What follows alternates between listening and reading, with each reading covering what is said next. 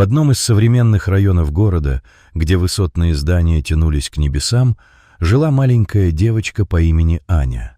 Аня чувствовала себя одинокой. Ее отец часто был за границей в командировках, оставляя ее на попечение мачехи Натальи, женщины с холодными глазами и резким голосом. Наталья не любила Аню, это было видно с первого взгляда. Каждый ее взгляд был полон презрения, а слова — упреков. Она часто говорила Ане, что та не нужна ей, что она лишь бремя для их семьи.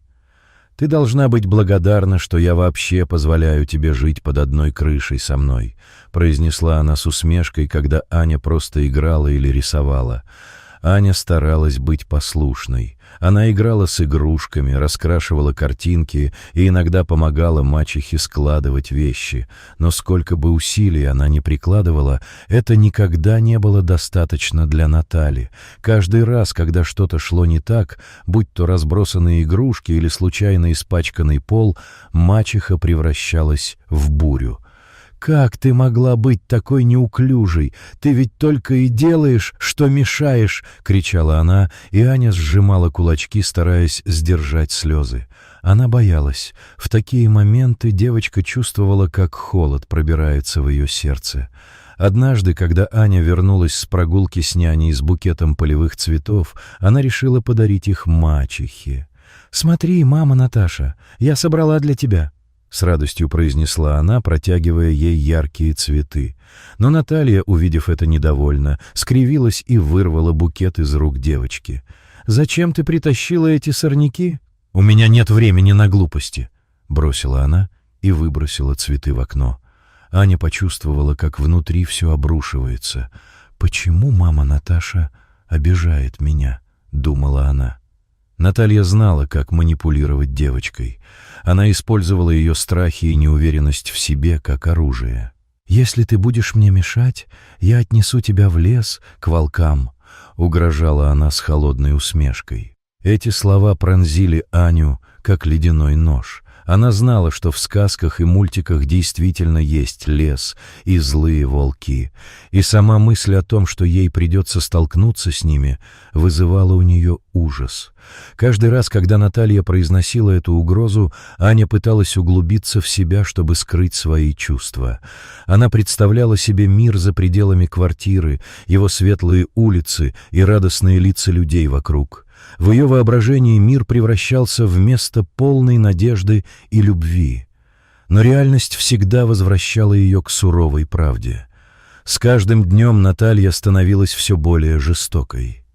Однажды Аня случайно разлила сок на столе, когда она увидела сердитое лицо мачехи, то очень испугалась.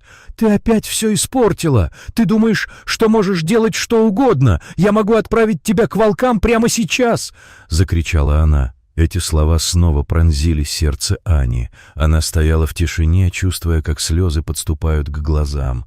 «Пожалуйста, не надо», — прошептала малышка с надеждой на понимание, но Наталья лишь рассмеялась. «Не надо. Ты мешаешь моей личной жизни, дрянь. Я только и делаю, что отвлекаюсь на твои безобразия». Аня понимала, что мачеха не шутит. С каждой угрозой она чувствовала себя все более беспомощной и ненужной. Ее мир стал темным и мрачным местом, где каждый день приносил новые испытания и страхи. Вечером Аня сидела на своей кровати и смотрела в окно на звезды. Они казались ей такими далекими и недоступными. Девочка мечтала о том дне, когда сможет покинуть эту квартиру и уйти в мир, туда, где волки были бы менее страшны, чем ее мачеха. Она хотела свободы, но пока оставалась пленницей собственных страхов. Свет луны пробивался сквозь занавески и рисовал на стенах причудливые тени. Аня закрыла глаза и попыталась представить себе другой мир. Мир без мамы Наташи и ее угроз. Мир, где она могла бы быть просто девочкой без страха и боли. Но реальность всегда возвращала ее обратно. Вскоре сон начал окутывать ее мысли, но страх оставался рядом. Аня знала, пока она жила под одной крышей с мачехой, ее жизнь будет наполнена темными тенями и холодными угрозами. И только время покажет, сможет ли она вырваться из этого кошмара или останется навсегда забытой среди теней. Светало, когда Аня проснулась от звука открывающейся двери. Она приоткрыла глаза и увидела, как Наталья стоит на пороге ее комнаты с холодным выражением лица. «Вставай, Аня, нам пора ехать», — произнесла она без тени эмоций.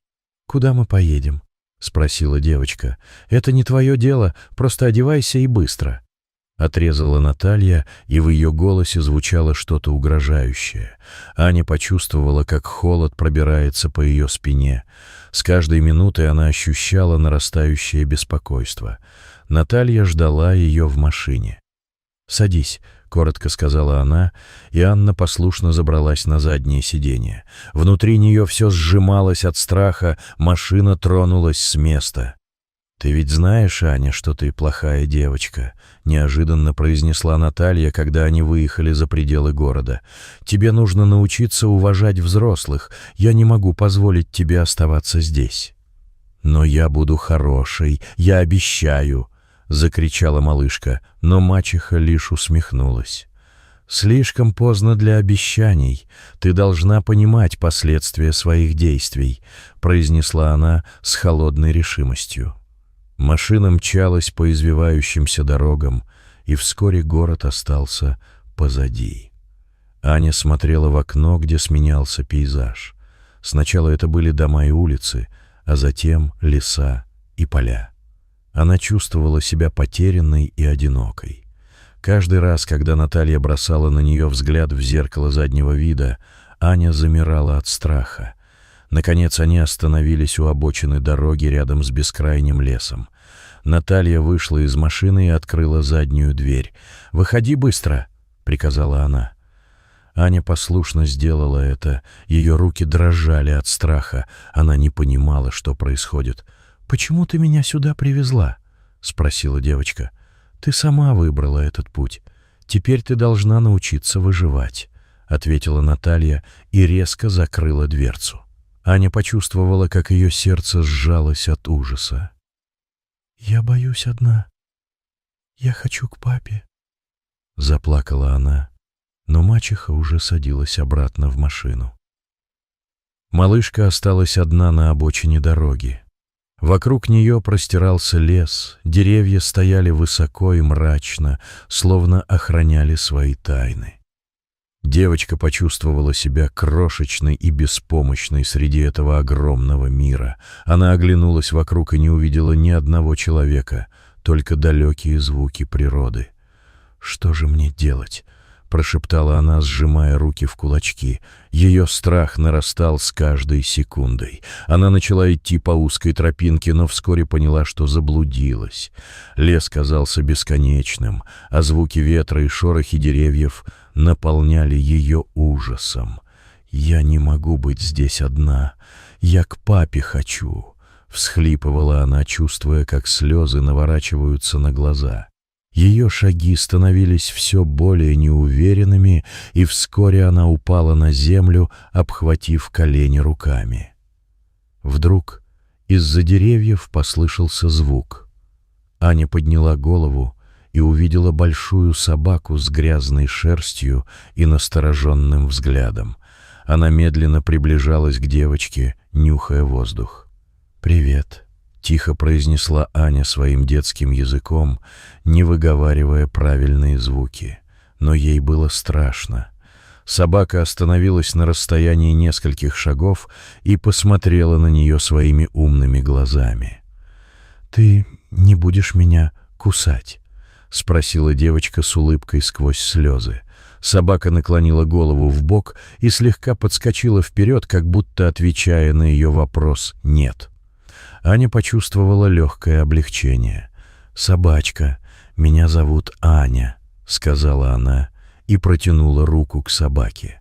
Та осторожно подошла ближе и понюхала ее ладонь. Солнце уже скрылось за горизонтом, когда Аня и ее новая подруга-собака продолжали идти по узкой лесной тропинке. В малышке все еще сидел страх и обида на Наталью, ее мачеху, которая бросила ее одну на краю леса. Малышка и не знала, что местный житель, старик по имени Василий, проходя мимо, заметил, как Наталья оставила девочку у обочины дороги. «Что за безумие? Как можно оставить ребенка одного в лесу?» — думал Василий, когда его шаги привели к тому месту, где девочка осталась одна. Он решил, что должен сделать что-то. Василий вернулся в деревню и рассказал о случившемся старообрядцам, группе людей, которые жили по древним традициям и избегали влияния современного мира. «Мы должны найти ее», — сказал один из них с длинной бородой и добрыми глазами. А люди отправились на поиски Ани. Наконец они нашли девочку рядом с ручьем, играющую с собакой.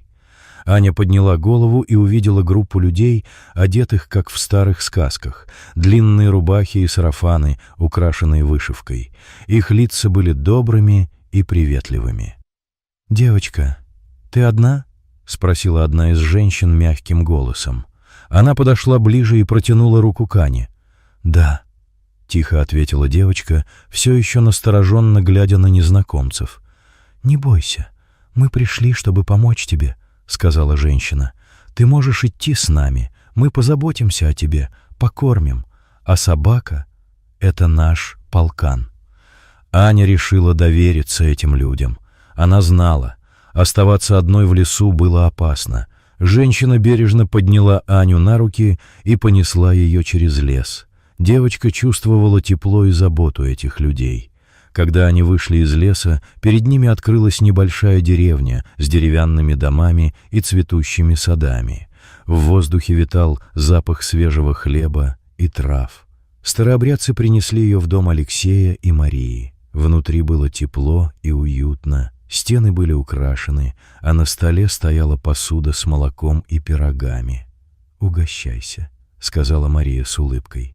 Аня осторожно взяла кусочек пирога и откусила. Шли годы. С каждым днем жизнь Ани становилась все более привычной. Староверы учили ее работать в саду, ухаживать за животными и готовить еду. Она быстро освоила эти навыки и даже начала чувствовать себя частью этой новой семьи. Но иногда ночью, когда она оставалась одна со своими мыслями, обида на Наталью возвращалась к ней.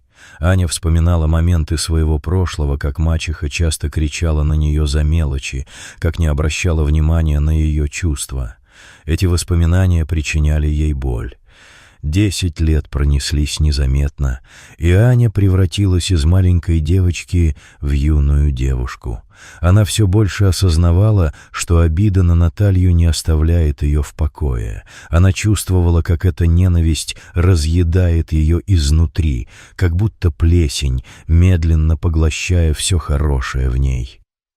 Однажды, сидя у ручья и наблюдая за отражением своего лица в воде, Аня задумалась о том, что ей нужно что-то сделать с этой ненавистью. Она знала, что месть — это не путь добрых людей, и старообрядцы всегда учили ее прощению. Но чем больше она думала о Наталье, тем сильнее становилось желание отомстить. «Почему я должна прощать?» — спрашивала себя Аня. «Она не простила меня, она оставила меня на произвол судьбы». В тот момент, когда ее мысли были полны гнева и обиды, к деревне подошли бродяги. Их лица были измождены, а одежда запятнана пылью дороги. Они торговали различными предметами, от старинных монет до необычных животных. Что они делали среди лесов? Наверное, прятали ворованные. Среди всего разнообразия их товаров Аня заметила змею, длинную с зелеными чешуйками, которая выглядела загадочно и опасно. Аня заволновалась. Мысли о том, как она могла использовать змею против Натальи, начали закрадываться в ее голову. «Это может быть моим оружием», — прошептала она себе, чувствуя, как адреналин наполняет ее тело. «Я смогу заставить ее почувствовать страх, так же, как она заставила меня». Несмотря на внутренние сомнения и страхи, Аня решила подойти к бродягам и узнать цену на змею. Ее сердце колотилось от волнения и тревоги. Она знала, что это неправильно, но желание отомстить было сильнее ее разума. Когда она подошла к бродягам, они посмотрели на нее с любопытством. «Ты хочешь купить змею?» — спросил один из них с ухмылкой. «Зачем тебе это?» Аня почувствовала прилив смелости и ответила: «Я люблю змей». Бродяги обменялись взглядами и начали смеяться. «Она же ядовитая, она может укусить тебя». Но Аня была непреклонна. Она предложила свои сбережения и совершила покупку. Змея прямо в своей маленькой сетчатой клетке перекочевала к ней в руки. Вернувшись в деревню, девочка почувствовала себя одержимой местью. Она прятала змею в укромном месте и каждый вечер думала о том, как использовать ее против Натальи. Она представляла себе сцены мести, как мачеха будет испуганной и беззащитной перед лицом существа, которое она когда-то оставила на произвол судьбы. Настал тот день, когда Аня решила отправиться в город, чтобы найти свою мачеху Наталью. В кармане у нее хранилась детская карточка с адресом. Папа написал его на случай, если она заблудится. Это было единственное, что связывало ее с прошлым. Когда она подошла к железнодорожным путям, то остановилась и посмотрела вдаль. Ветер шевелил траву у путей, а где-то вдалеке слышался звук приближающейся электрички. Она присела на бордюр рядом с рельсами и достала карточку из кармана. На ней был написан адрес. Домашний адрес, который когда-то был ее домом. Вдруг она ощутила, как слезы наворачиваются на «Нет, я не должна плакать», — произнесла девочка решительно, вытирая слезы рукавом. Рюкзак соскользнул с плеча, а клетка со змеей выпала на землю и открылась. Змея выскользнула наружу. Аня замерла от страха. Змея была яркой и зловещей. Ее чешуя блестела на солнце. Она начала ползти к девочке. Аня почувствовала прилив паники. Это было как предупреждение о том, что ее злые намерения могут обернуться против нее самой. «Уйди!» — закричала она, отступая назад. Но змея не собиралась останавливаться. Она продолжала приближаться к Ане, а та почувствовала холодок страха на спине. В этот момент змея сделала резкий бросок вперед. Аня вскрикнула от боли, почувствовав укус в ногу. Змея уползла в траву, а девочка чувствовала себя все хуже. Ее трясло, а рядом не было ни одного человека. Электричка остановилась на минуту, но в этом пустынном месте редко кто выходил. Аня, почти теряя сознание, вдруг услышала шум приближающегося по соседней трассе автомобиля. Он остановился рядом со станцией, и из него вышел высокий мужчина. У него были короткие светлые волосы и проницательные голубые глаза, полные уверенности. На вид ему было около 40, и его осанка излучала силу, доброту. «Эй, девочка, ты в порядке?» — спросил он, заметив, что Аня выглядит очень бледной. Аня почувствовала, как слезы наворачиваются на глаза, зубы стучали, и она не могла произнести ни слова. «С тобой что-то случилось?» — спросил он с искренним беспокойством. «Змея укусила. Змеи опасны, но я не позволю тебе пострадать от них», — сказал он. «Позволь мне отвезти тебя в больницу на всякий случай». Он помог девочке забраться на заднее сиденье, сам сел на водительское место, и они поехали.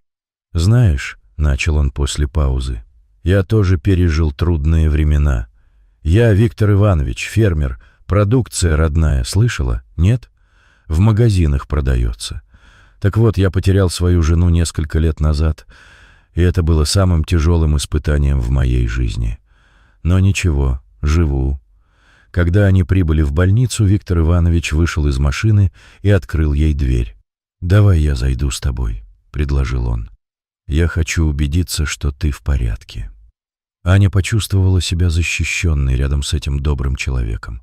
Они вошли в больницу вместе, и Виктор Иванович остался рядом с девочкой, пока медсестра осматривала ее.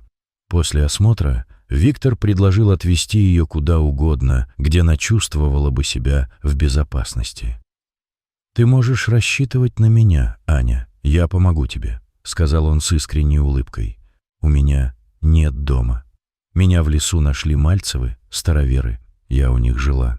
Аня решила рассказать фермеру свою историю. Она поделилась с ним тем, как ей пришлось столкнуться с предательством мачехи. Виктор слушал ее с сочувствием и пониманием, и в его глазах она увидела искреннее желание помочь. Виктор предложил ей поехать к нему на ферму. Это было не только предложение о временном укрытии, но и шанс на новую жизнь.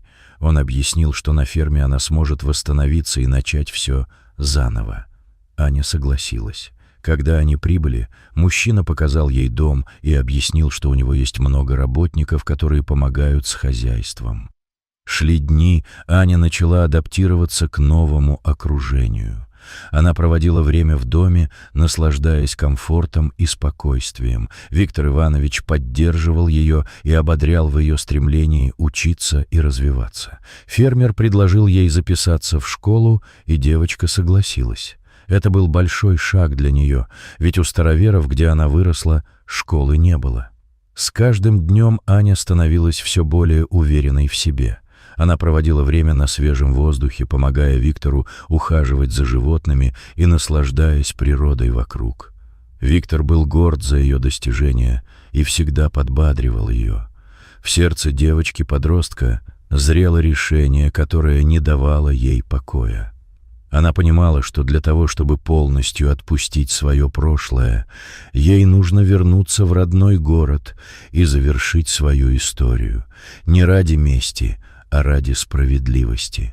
Собрав все вещи, которые могли понадобиться в пути, Аня отправилась на машине с фермером в свой родной город. Виктор не оставил ее одну, он уже считал девочку приемной дочерью.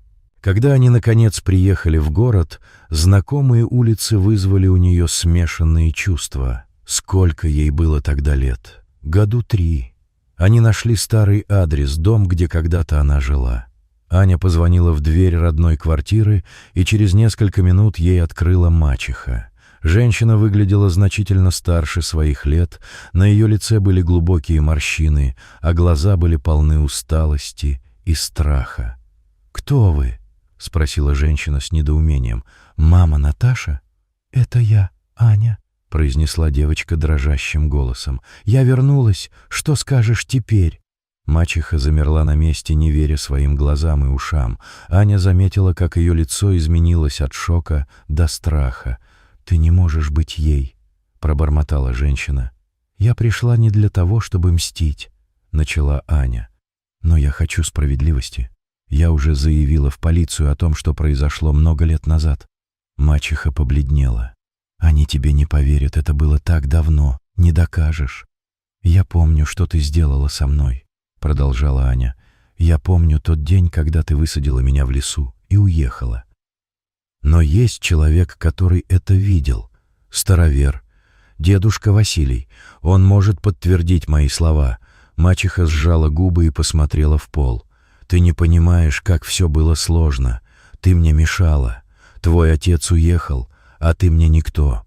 А через год он умер, а наследство, которое я получила, в общем, вложила неудачно. Осталась без денег». «Неужели это оправдывает то, что ты сделала?» — спросила Аня с горечью в голосе. «Ты оставила меня одну, маленькую, и теперь я хочу, чтобы ты ответила за это». Мачеха подняла взгляд на Аню, в ее глазах читались смятение и страх. «Послушай, уйди отсюда, без тебя тошно». Аня почувствовала, как ее гнев смешивается с жалостью. Она не могла простить ее за то, что произошло, но понимала, что мачеха тоже несет бремя своих ошибок. «Я все равно напишу заявление, полиция уже едет, просто хотела посмотреть тебе в глаза». Аня стояла на пороге дома, где в детстве пережила столько страданий. Она сделала глубокий вдох, повернулась и, не оглядываясь назад, направилась к выходу. После того, как Аня рассказала свою историю местным властям, а дедушка Василий подтвердил ее показания, Наталья оказалась под следствием за свои действия. Когда ее арестовали, Аня почувствовала облегчение. Справедливость восторжествовала. Мачеха получила наказание за свои преступления. Суд вынес ей строгий приговор. Вернувшись домой к фермеру Виктору Ивановичу, Аня ощутила тепло и поддержку, которую не могла найти в родном городе. «Ты проявила смелость, дочка», — сказал фермер, обнимая ее. «Теперь живи спокойно и счастливо. Учись, а я папкой тебе буду. Вон сколько наследства. Как тебе?» Он обвел рукой пространство вокруг, бескрайние поля фермы, которая создала ему хороший бизнес. Аня улыбнулась сквозь слезы. Она поняла, что нашла свою семью не по крови, а по духу. В этом доме царила любовь и забота, которых ей так не хватало. Она вновь обрела уверенность в себе и понимание того, что ее жизнь только начинается. С каждым днем Аня чувствовала себя все более счастливой. Она помогала фермеру на поле, училась заботиться о животных и даже завела новых друзей в округе, а также часто ездила в маленькую деревню староверов, к тем добрым людям, что вырастили ее. Прошлое осталось позади, и теперь у нее была возможность строить свое будущее. Аня поняла, что настоящая семья — это те, кто поддерживает и любит тебя безусловно.